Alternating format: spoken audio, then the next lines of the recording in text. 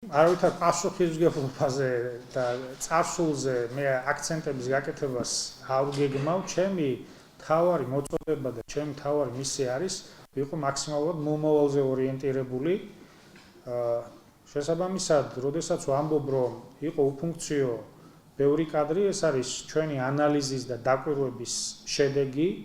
აქედან გამომდინარე, ეს ჩემი პასუხისმგებლობა და პირველ რიგში ჩემი პასუხისმგებლობა მაინტერესებს, რომ სიმართლე ვთქვა და გადავდგა პრინციპული ნაბიჯები იმისთვის, რომ თქვენი გადასახადები სხვათა შორის იყოს რაციონალურად მიმართული.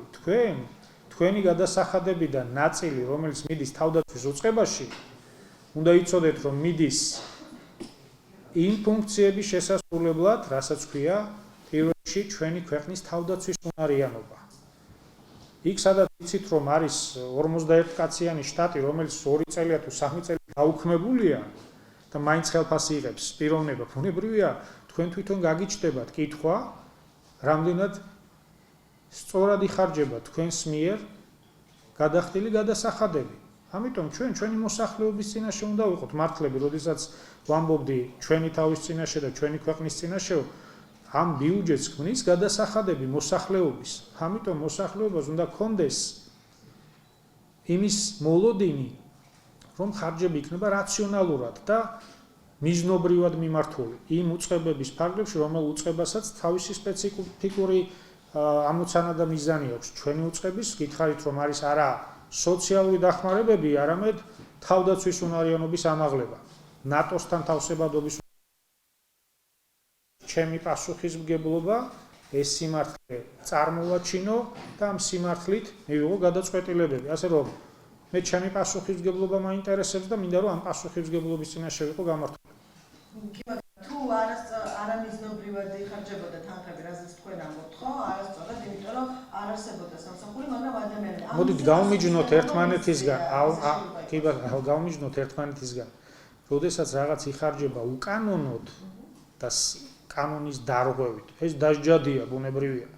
ეს ქმედებები არ იყო უკანონო, უბრალოდ შტატი იყო და არამიზნობრივი და არა მიზანშეწონილი, ამაზეა საუბარი და ეს არის პოლიტიკოსის სწორედ პასუხისმგებლობა და მისი ვალდებულება ხარჯების და პოლიტიკური გუნდის მათ შორის, რომ ხარჯების მიზნობრივი და მაქსიმალურად ეფექტიანი ხარჯვა უზრუნველყოფილი. ჩვენ ცხოვრობთ სახელმწიფოში, სადაც სწორედ სასამართლო დამოუკიდებლობას აქვს პრიმატი და სასამართლოს გადაწყვეტილება არის ყველასთვის სავალდებულო, მათ შორის თავდაცვის უწყების ხელმძღვანელისთვის. ყველას უნდა ქონდეს ბუნებრივია ეს მათი გადაწყვეტილება, შესაძლებლობა მიმართონ სასამართლოს და სასამართლოს გადაწყვეტილება იქნება ჩვენთვის სავალდებულო. მაგრამ როგორც თავში გითხარით, ყველა პროცედურა დაცულია მაქსიმალური სიზუსტით, ასე რომ ჩვენ მივიღეთ სწორედ კანონის საფუძველზე ეს გადაწყვეტილებები. ეს არ იყო მხოლოდ პოლიტიკური გადაწყვეტილებები, იცით რომ რეორგანიზაცია სჭირდება სამართლებრივი საფუძველის, ასე რომ ყველაფერი მოხდა კანონის მაქსიმალური დაცვით. დღეს მინის არც ერთი მრჩეველი არ ყავს, გენშტაბის უფროსს ყავდა 5 მრჩეველი, არც ერთი მრჩეველი არ ყავს, მოადგილეებსაც ყავდათ მრჩევლები, როგორც ვიცი, ჯამში იყო ეს 10, რომ მარტო მინისტრის და მოადგილეების და თანხაწლიური, როცა დავითვალეთ, ეს შეადგენდა დაახლოებით 400,000 ლარს, მხოლოდ სამოქალაქო ოფისზეა საუბარი. მრჩევლები ყავდა ასევე გენშტაბს, როგორც გითხარით, 5 მრჩეველი თუ 4, აი ეს დასაზუსტებელია, მაგრამ არა მხოლოდ გენშტაბს, არამედ ცალკეულ დანაყოფებშიც იყო მრჩევლის ინსტიტუტი. ყველგან იქნა გადაწყვეტილება მისი გაუქმებისა მიღებული, ჯამში ეს დაახლოებით მილიონი თუ მეტი არა დანაზოგს გვაძლევს. ერთადერთი სადაც შევინარჩუნეთ, მხოლოდ ერთი შტატი მრჩევლის, ეს არის ეკონომიკური მიმართულება, სადაც მეტი საქმეა და მეტი მოთხოვნა იმისა, რომ კვალიფიციური ადამიანები იყვნენ ჩართულები პროცესში და შესაბამისად დანარჩენი ყველგან მრჩევლის ინსტიტუტი პრაქტიკულად აღარ არსებობს, გაუქმებული. თავდაცვის მინისტრის საუკეთესო მრჩევლები არიან გენშტაბის ხელმძღვანელი, გენშტაბის უფროსი, მისი მოადგილეები, ამ ადამიანებს აქვთ და მინდა ეს დააფასოთ, როგორც დიდი ღვაწლი თავიანთი ქვეყნის წინაშე, რაც შეეხება კრწანისის ტერიტორიაზე უცხოპირების შეჭრის ფაქტს, მინდა გითხრათ, რომ უმოკლეს პერიოდში იდენტიფიცირებული ამაზე ინფორმაცია არის, გაქვთ თუ არა, იდენტიფიცირებული იქნენ პიროვნებები, ვინც შეიჭრა ამ ტერიტორიაზე, დადგენილია მათი მოტივი შეჭრისაც, ანუ როგორც პიროვნებები, ისე მათი მოტივიც შეჭრის. შესაბამისად, მე რამდენადაც მაქვს ინფორმაცია, გამოძიება აქტიურად მიმდინარეობს, მაგალითად 25 დეკემბერს გაიმართა კომისიური სასამართლო სამედიცინო ექსპერტიზა და შესაბამისად ალბათ მალე დაიწყება არსებითი განხილვაც. ასე რომ ბატონო ქურდობა ქურდობის მოტივი იყო ცალსახად. ამაზე არსებობს უკვე ჩვენებები. სხვათა შორის საჯაროდ ითქვა კიდევაც თითქოს და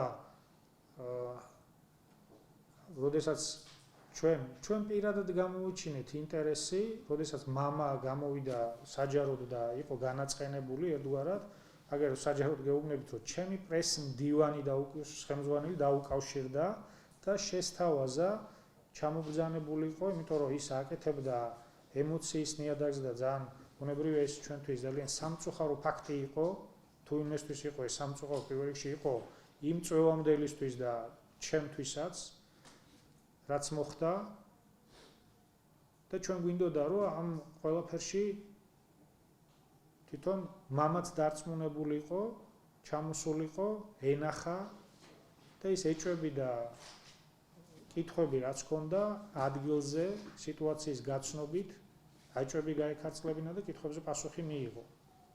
ეს იყო ჩვენი შეთავაზება, მან ეს მიიღო, ჩამობრძანდა და მე თვითონაც რა განცხადებები გააკეთა თქვენ იცით. ჩვენს ბუნებრივია ჰქონდა კომუნიკაცია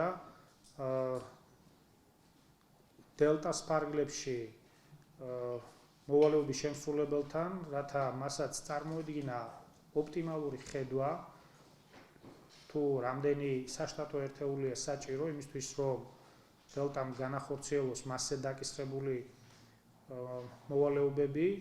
ჩვენ ამ მიმართულებითაც გადავდგით კონკრეტული ნაბიჯები და ეს იყო სწორედ მათი მიერ გააზრებული და მათ მიერ ჩამოყალიბებული ხედვა, რომელიც ჩვენ მაქსიმალურად გავითვალისწინებთ. რაც შეეხება ხელმძღვანელის დანიშვნის პროცესს, აქ მინდა მაქსიმალურად ვიყო დაინიშნება ხელმძღვანელი ეყოლება დელტას ახალი ხელმძღვანელი, ეს მინდა ჯერ თქვა. თუმცა მაქსიმალურად მინდა კონსულტაციები გავიარო ყველასთან, გამომდინარე იქიდან, რომ ეს ძირითადად არის უფრო სამეწარმოო საქმიანობასთან დაკავშირებული საქმიანობა, შესაბამისად ჭირდება სწორედ კვალიფიციური ადამიანებთან კონსულტაცია იმისთვის, რომ მოვძებნოთ კარგი მენეჯერი, მოვძებნოთ ახალი იდეების ავტორი, რომელიც შეძლებს იმ ამოცანების შესრულებას, რა ამოცანებიც იქნება დელტას განვითარებისთვის მნიშვნელოვანი. თანაც მე მინდა ერთი რამ გითხრათ, რომ დელტასთან მიმართებაში ჩვენ გეგმავთ, რომ დელტამ ძირითადად შეასრულოს ის დაკვეთები, რომელიც ქართული შეიარაღებული ძალებიდან იქნება. ასე რომ ეს იქნება ხელშეწყობა ქართული წარმოებისთვისაც და ეს იქნება ასევე ჩვენი შეიარაღებული ძალებისთვისაც დიდი დანაზოგი, როდესაც ადგილობრივ წარმოებაზე მოხდება ორიენტირება. ასე რომ აი ამ ხედვის ფარგლებში ჩვენ მალე ჩამოვყალიბდებით თუ ვინ იქნება ის შესაბამის პიროვნება, ვინც ამოცანებს ღირსეულად შეასრულებს.